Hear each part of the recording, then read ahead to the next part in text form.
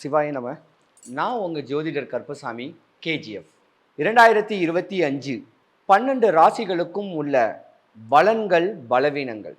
பொதுவாகவே 2025 சித்திரை மாதம்தான் தமிழ் வருஷப்பிறப்பு. அந்த சித்திரை மாதம் தமிழ் வருஷப்பிறப்பை வச்சு தான் 12 ராசிகளுக்கும் உண்டான பலன்கள் பலவீனங்களை பொறுமையாக தெளிவாக கனிவாக சொல்ல முடியும். ஆனால் நம்மளுடைய ஆவல் இந்த 2025 இந்த 2024 பல துன்பங்கள், கஷ்டங்கள், நஷ்டங்கள், அவைப்பேறு அவமானங்களை சந்திச்சிருந்த நம்மளுக்கு இந்த 2025 ஒரு நல்ல காலம் பிறக்காதா? ஒரு வாழ்க்கை தெளிவாகாதா? இந்த வருஷமாவது நம்ம மேன்மை அடைய முடியாதா? நம்ம ஆசைகள் தேவைகள் பூர்த்தி ஆவாதான் சொல்லக்கூடிய ஏக்கம் எல்லாருக்குமே இருக்கும். அப்போ இந்த 2025 12 ராசிக்கும் உள்ள பலன்கள் பலவீனங்கள்.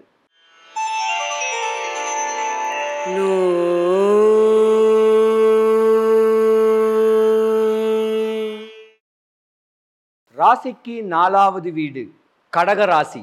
கடகராசின்னாவே ஒரு பெண் நண்டுன்னு சொல்லிட்டு போயிடலாம். பெண் நண்டு இருந்தாலும் தாய்மை குணம், பாச குணம், பந்த பாசங்கள் மேலே அரவணைக்கக்கூடிய ஒரு குணம் உடைய இந்த கடகராசி. இந்த கடகராசியில் 3 நட்சத்திர பாதங்கள் பலமாகவே இருக்கு. புனர்பூசம், பூசம், ஆயில்யம். புனர்பூச நட்சத்திரத்துக்கு அதிபதி குரு பகவான், பூச நட்சத்திரத்துக்கு அதிபதி சனி பகவான், ஆயில்ய நட்சத்திரத்துக்கு அதிபதி விஷ்ணு பெருமான். அப்ப குரு, சனி, புதன் 3 நட்சத்திரமே பலமா இருக்க வேண்டிய இந்த கடகராசியில நல்ல டாக்டர்ஸ் நிறைய இருப்பீங்க. அரசு சம்பந்தப்பட்ட வேலைகள் பண்ணக்கூடியவங்க இருப்பீங்க. சனி பரமாத்மாவுடைய நட்சத்திரனால வாதம் விவாதம் பண்ணக்கூடிய லா படிக்கக்கூடியவங்க நிறையா இருப்பீங்க. எல்எல்பி படிக்கக்கூடியவங்க நிறையா இருக்கக்கூடிய வாய்ப்பு இருக்கு. கலைத்துறையில பிரகாசிக்கக்கூடிய ஒரு தன்மையுடைய ஜாதகமும் இந்த கடகராசிக்காரங்க தான். சினிமா சம்பந்தப்பட்ட விஷயங்கள்ல ஏதாவது ஒரு விஷுவல் கம்யூனிகேஷன் இல்லை ஏதோ ஒரு கேமராமேனு ஏதோ ஒரு சினிமா சம்மந்தப்பட்டதில் வரக்கூடிய தன்மைகள் நிறையா இருக்கும். பொதுவாக இந்த கடகராசிக்காரங்க பொதுவாகவே பார்த்தீங்கன்னா சினிமாவில் தான் யோகங்கள் நிறையா அதிகரிக்கக்கூடிய ஒரு தன்மை உண்டு. படித்த ஜாதகம், படிச்சிருந்தும் படிக்காத மேதைகள் சொல்லக்கூடிய தன்மையும் இந்த கடகராசிக்காரங்களுக்கு உண்டு. அற்புதமான ராசிக்காரங்க. ஆனால் பெண் ராசி தான். தாயி கல்யாணம் ஆயிடுச்சுன்னா தாயும் மாமியாரோ யாரோ எவரோ ஒன்றும் உங்களுக்கு ஆகாது. மனைவி சொல் பேச்சு கேட்டு நடக்கக்கூடிய ஒரு தன்மையும் உங்களுக்கு உண்டு. இருந்திருந்தாலும் இந்த 2025 முன்ன வரைக்கும் அஷ்டமத்தில் சனி பகவான் உங்கள் ஜாதகத்தில் இருந்துச்சு.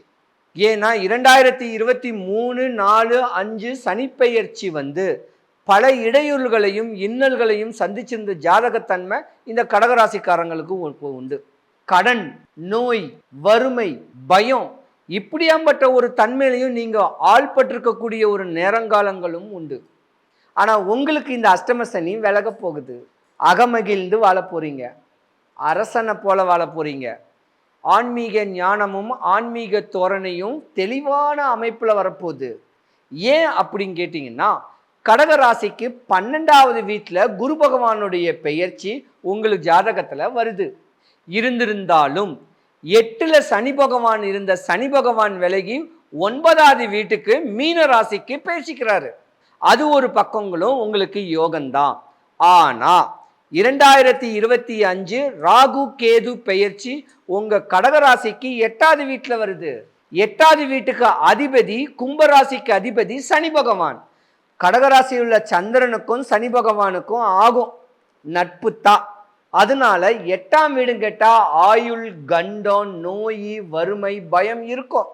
தான் உயிர் மேல தனக்கு பயம் இருக்கும். தான் வாங்குற கடனை திருப்பி அடைக்க சக்தி யுக்தி கேளு குடு அப்படின்னு தான் நீங்க சாமிகிட்ட கேட்பீங்க. கோடி ரூபாய் கடன் வாங்கினாலும் கொடுக்கறதுக்கு தெம்பு இருக்கு. வெளிநாடு வெளி தேசத்து உடையக்கூடிய வேலைப்பாடுகளோ, வெளிநாட்டு பிரவேசங்கள் போகக்கூடிய ஒரு வேலைப்பாடுகளோ, பல சொத்துக்கள் சேரக்கூடிய அமைப்புக்கு ஒரு சூட்சமமான வழிமுறைகளை தேடக்கூடிய தன்மை இந்த கடகராசிக்காரங்களுக்கு நிறையாவே உண்டு. காசு பணம் இப்போதான் சேர்த்து வைப்பீங்க. ஒரு குறிப்பிட்ட காலம் ஒரு 40 வயசு வரைக்கும் ஒரு வார்த்தை சொல்லுவாங்க, தப்பாக நினச்சிக்காதீங்க. 40 வயசு வரைக்கும் நாய் படாத பாடுபாடுன்னு சொல்லுவாங்கல்ல, அது கடகராசிக்காரங்களுக்கு தான். கஷ்டம்தான் பட்டிருப்பீங்க. இனிமே நல்லா இருக்கக்கூடிய ஒரு நேரம் வருது. அகமகிழ்ந்து வாழக்கூடிய ஒரு நேரங்காலங்கள் வருது. ஆன்மீக ஸ்பிரிச்சுவல்ஸு, ஆன்மீக குரு, ஒரு நண்பன், அரச மரம், இப்படியாம்பட்ட தன்மைகளை பிடிச்சிக்கிட்டு தன்னை யாருங்கிட்டு தவம் செஞ்சீங்கன்னா மறு ஜென்மம் உங்களுக்கு கிடையாது. ஏன்னா இந்த 2.5 வருஷத்துலேயே நீங்கள் பட்ட கஷ்டத்துக்கு உண்டான பிராயத்தத்தை நீங்கள் தேடிக்கிட்டீங்க. ஆன்மீக சம்மந்தப்பட்டதை பிடிச்சிக்கிட்டீங்க, குருவை பிடிச்சிக்கிட்டீங்க. போகாத கோயில்களுக்கெல்லாம் போயிட்டு வரக்கூடிய ஒரு தன்மையும் உங்கள் ஜாதகத்தில் வந்து கடகராசிக்காரர்களுக்கு சுபகாரியங்கள் நடக்க போகுது. கல்யாணம் ஆகாத ஆண் பெண்களுக்கு குறிப்பிட்ட காலத்தில் ஒரு கல்யாணம் காட்சி வரப்போகுது. உங்களுடைய பார்வை உங்களுடைய கால் தடம் பட்டக்கூடிய வீட்டில் கஷ்டமாக இருந்தாலும் அந்த வீடு பெரிய லெவலுக்கு வரக்கூடிய வாய்ப்பு இருக்கு. காரு, வீடு, பங்களா, இப்படி ஆசைகளை பூர்த்தி பண்ணிக்கக்கூடிய ஒரு நேரங்காலங்கள் கடகராசிக்கு இந்த 2025 இருக்கு. குரு பகவான் பெயர்ச்சியும் நல்லா இருக்கு, சனி பகவான் பெயர்ச்சியும் நல்லா இருக்கு, ராகு கேதுவோடைய பெயர்ச்சியும் உங்க கடகராசிக்காரர்களுக்கு யோகம்தான். முன்னுக்கு பேசினவங்க, உங்க முன்ன இருந்து உங்களை வந்து தூற்றுனவங்க, இவன் எப்படி வாழ்ந்துருவான், இவனை எப்படி நான் வாழ வைப்பேன் அப்படின்னு சொன்னவங்க முன்னாடி தலை நிமிர்ந்து வாழக்கூடிய நேரங்காலங்கள் உங்களுக்கு வருது. நீங்க செய்கிற தொழிலில் லாபம் கிடைக்க போகுது. சாதாரண ஒரு எக்ஸிக்யூட்டிவாக இருந்தீங்கன்னா கூட உயர்ந்த பதவி கிடைக்கக்கூடிய ஒரு நேரங்காலங்கள் வரப்போகுது. நல்ல நேரம் உங்களுக்கும் உண்டு. ஏன்னா ராசிக்கு 12வது வீட்டில் குரு பகவான் பெயர்ச்சி, ராசிக்கு 9வது வீட்டில் சனி பகவான் பெயர்ச்சி, ராசிக்கு 8வது வீட்டில் ராகு கேது பெயர்ச்சி. 3 பெயர்ச்சியுமே உங்களுக்கு நல்லா தான் இருக்கும். ஆனா ஆண்கள் மனைவிக்கு துரோகம் பண்ணீங்கன்னா சரிஞ்சிருவீங்க. பெண்கள் கணவனுக்கு துரோகம் பண்ணீங்கன்னா கஷ்டப்படக்கூடிய நேரம் வந்துடும். 2025 அகமகிழ்ந்து அன்போட பண்போட அனுசரித்து சந்தோஷமாக மனைவி மக்களோட வாழ்ந்து வந்தீங்கன்னா உச்ச நிலையில் அடையக்கூடிய தன்மை உங்களுக்கு தான் உண்டு. காசு பணம் எந்த திசையில் வரும்னு தெரியாது. கிழக்கு வடக்கு மேற்கு தெற்கு 4 திசையும் யோகம்தான். பொதுவாக கடகராசியை பொறுத்த வரைக்கும் கிழக்கு வடக்கு மேற்கு திசை தான் யோகம். நீங்கள் இருக்கிற இடத்துலேருந்து மேற்கு திசை பார்த்த மாதிரி யோகங்கள் நிறையா கிடைக்கும். உங்கள் 4 திசையும் உங்களுக்கு காசு பணம் வரக்கூடிய நேரம் வருது. தெளிவாக இருக்குங்க. நல்ல ஞானங்கள் பெறுங்க. டைம் கிடச்சா கோயம்பேடு இருக்க வேண்டிய குறுங்காலீஸ்வரர் சிவன் கோயிலுக்கு போங்க. ஞாயிற்றுக்கிழமை 4 to 6 சர்வேஸ்வரர் பூஜையை பாருங்கள். செவ்வாய்க்கிழமை அன்னைக்கு வடபழனி முருகன் கோயிலுக்கு போங்க. சனிக்கிழமை அன்னைக்கு பொலிச்செல்லூரில் இருக்க வேண்டிய சிவன் கோயிலுக்கு போங்க. இப்படி பக்கத்தில் இருக்க வேண்டிய கோயில்களுக்கு போயிட்டு ஞானத்தை கேட்டுக்குங்க. கோயில் வாசலில் போனவனே கையெடுத்து கும்பிடுங்க. கோபுரத்தை பார்த்து உடனே உள்ளே போவாதீங்க. இறைவா, எனக்கு சுபகாரியம் நடக்கணும், என் வீட்டில் நல்லது நடக்கணும், என் பிள்ளை படிக்கணும், என் பிள்ளைக்கு கல்யாண காட்சி நடக்கணும், வேலை கிடைக்கணும், உங்கள் ஆசைகள் தேவைகள் எல்லாம் வாசல் நின்று கோபுரத்தில் கையெடுத்து கும்பிட்டு சொல்லிட்டு பிளைண்டாக கோயிலுக்குள்ளே போனீங்கன்னா இந்த கடகராசிக்காரங்களுக்கு இன்னும் யோகம்தான். மறுஜென்மம் உங்களுக்கு கிடையாது. கடகராசிக்காரங்க கர்ம பலனை அனுபவிக்க பிறந்தவங்க. கோயில் அர்ச்சகராக இருக்கலாம், ஆன்மீக சொற்பொழிவு பேசலாம், மத போதகராக இருக்கலாம், ஜோசியன் சொல்லலாம், குறி சொல்லலாம், அருள்வாக்கு சொல்லலாம், ஆன்மீக சம்பந்தப்பட்டது எல்லாமே தெளிவாக இருக்கக்கூடியவங்க தான் கடகராசி. நானும் கடகராசி தான்.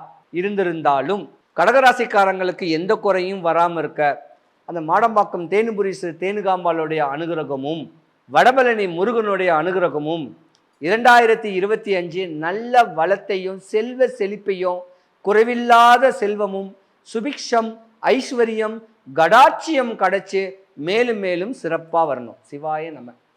சூட்சமம் மட்டும் சொல்கிறேன், நல்லா தெளிவாக கேட்டுக்குங்க. இந்த 12 ராசிக்காரங்களுமே காலையில் 6 மணிக்கெல்லாம் எந்திரிச்சிருங்க. எந்திரிச்சு நம்ம வெளியே இருக்க வேண்டிய வெயில், அல்ட்ரா வயலட் கதிர்வீச்சு, புற ஊதா கதிர், நம்ம ரேடியேஷன் நம்ம தலைமையில படணும். அப்படியே வெளியே நடந்து வந்து அந்த புற ஊதா கதிர் நம்ம மேலே பட்டுச்சுன்னா பாடி ஆக்டிவேட் ஆகிடும்.